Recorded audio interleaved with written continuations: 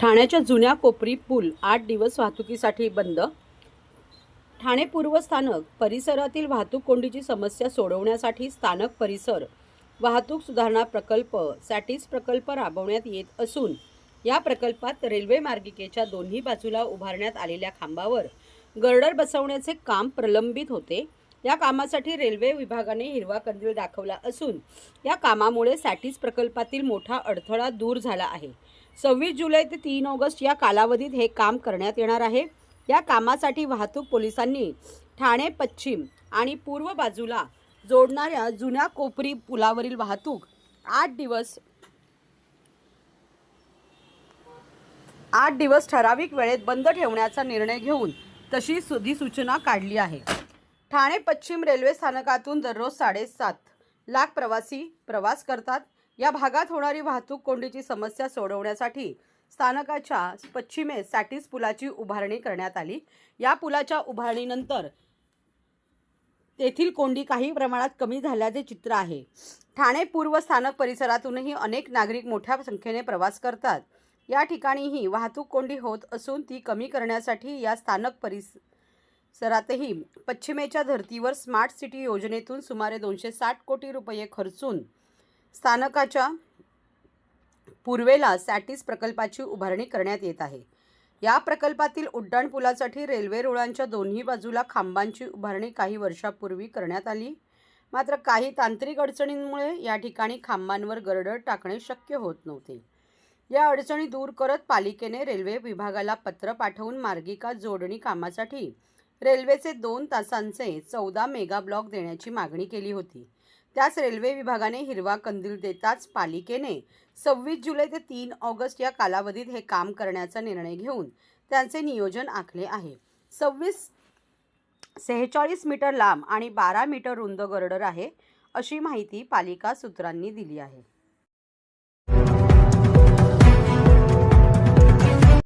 नागरिकांना आवाहन करण्यात येत आहे की सध्या डासांमार्फत पसरणाऱ्या डेंग्यू या आजाराचा प्रसार रोखण्यासाठी प्रत्येकाने पुढील प्रमाणे कार्यवाही करावी. डेंग्यू आजार एडिस इजिप्ती हा डास चावल्याने होतो. या डासांची पैदास साचलेल्या किंवा साचवलेल्या स्वच्छ पाण्यामध्ये होते. 8 दिवसांपेक्षा जास्त दिवस पाणी उघडे व साचून राहिल्यास त्यात डास अंडी घालतात. अंड्यांच्या अळ्या तयार होऊन पुढे डास तयार होतात. यासाठी आपल्या घरातील पाणी साठे उदाहरणार्थ बॅरल्स, पिंपे, टाक्या, हौद, रांजणे इत्यादी दर आठवड्याला रिकामे करून घासून पुसून कोरडे करून पुन्हा भरावे. 1 दिवस कोरडा दिवस म्हणून पाळावा. पाणी साठ्यांना घट्ट झाकणे बसवावीत किंवा जुनी साडी, चादर, धोतर यांनी बांधून झाकून ठेवावीत, म्हणजे डास त्यात जाऊन अंडी घालणार नाहीत. घराच्या गच्चीवर आजूबाजूला अंगणात कोठेही पाणी साचू देऊ नये.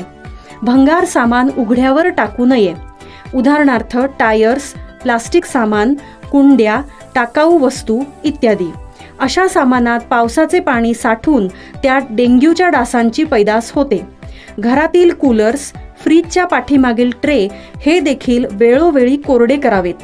लक्षात ठेवा, नुसत्या फवारणीने डास घनता कमी होत नाही, तर त्यासाठी डास पैदास ठिकाणे नष्ट करणे ही आपल्या सर्वांची जबाबदारी आहे.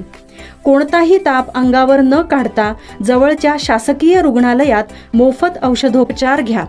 अशा प्रकारे नागरिकांनी सहकार्य केल्यास डेंग्यूचा प्रसार रोखणे सहज शक्य आहे.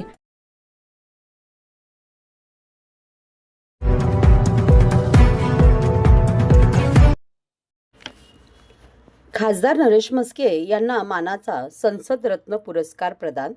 देशाची राष्ट्रीय धोरणे, महाराष्ट्र राज्याचे हिताचे विषय आणि ठाणे लोकसभा मतदारसंघातील विकास कामांविषयी संसदेत अभ्यासपूर्व मांडणी करणारे खासदार नरेश म्हस्के यांना यंदाचा मानाचा संसद रत्न पुरस्कार आज नवी दिल्ली येथे एका विशेष समारंभात केंद्रीय संसदीय कार्यमंत्री तथा अल्पसंख्याक खात्याचे केंद्रीय मंत्री किरेन रिजिजू यांच्या हस्ते प्रदान करण्यात आला.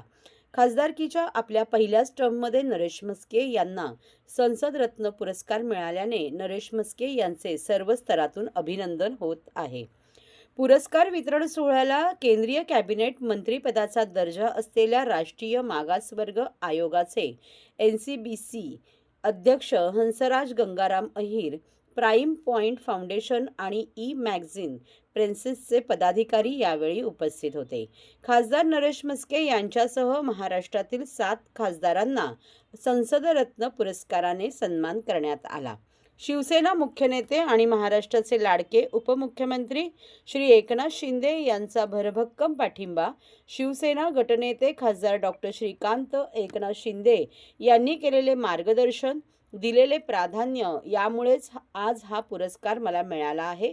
या दोन्ही नेत्यांसह मला मोठ्या मताधिक्याने संसदेत पाठवणारा मतदार राजा, महायुतीचे पदाधिकारी, कार्यकर्ते, महिला आघाडी, युवा कार्यकर्ते, माझे शिवसैनिक यांना या पुरस्काराचे मी श्रेय देत असल्याची प्रतिक्रिया नरेश म्हस्के यांनी संसदरत्न पुरस्कार स्वीकारल्यानंतर दिली.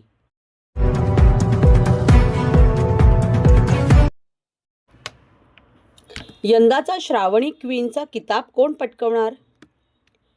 श्रावण महिना म्हणजे प्रत्येक हिंदूंना सणांविषयी उत्सुकता असते. त्या सणांच्या निमित्ताने होणाऱ्या नवनवीन चविष्ट पदार्थांची रेलचेल पाहायला मिळते. या पवित्र महिन्यातच हे महत्त्व जपण्यासाठी आणि आपली खाद्यसंस्कृती साजरी करण्यासाठी दरवर्षी आपण महोत्सव पाककला स्पर्धा आयोजित केली जाते. श्रावण महोत्सवाची प्राथमिक फेरी ठाण्यात संपन्न झाली असून यंदाचा श्रावणी क्वीनचा किताब कोण पटकावणार याकडे सर्वांचे लक्ष लागले आहे. दरवर्षीप्रमाणे यंदाही मिती ग्रुप व चैत्र गौरी महिला मंडळ यांच्या सहकार्याने उत्तरा मोने प्रस्तुत श्रावण महोत्सव 2025 पाककला स्पर्धा आयोजित करण्यात आली होती. यंदाचे हे 11वे वर्ष असून शुक्रवार दिनांक 25 जुलै 2025 रोजी माजी नगरसेविका नंदिनी विचारे यांच्या पुढाकाराने ठाण्यातील 5 पाखाडी येथील ज्ञानराज सभागृह येथे श्रावण महोत्सवाची प्राथमिक फेरी संपन्न झाली.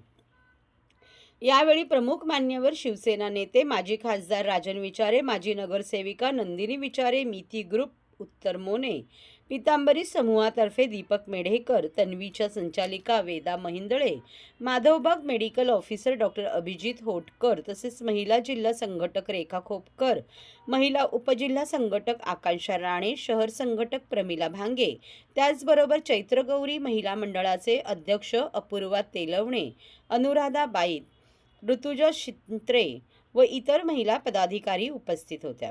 तसेच या स्पर्धकाचे परीक्षक सप्रे फूडच्या जान्हवी सप्रे, फॅमिली स्टोअरच्या कला जोशी, भाग्यश्री लेले, पल्लवी समेळ, विभा सप्रे, सीमा पुरोहित, रेखा कर्णिक, कल्याणी काळे, आरती निजापकर, पराग बापट व इतर मान्यवर उपस्थित होते. या स्पर्धेमध्ये महिला व पुरुषांनी मोठ्या संख्येने भाग घेतला होता.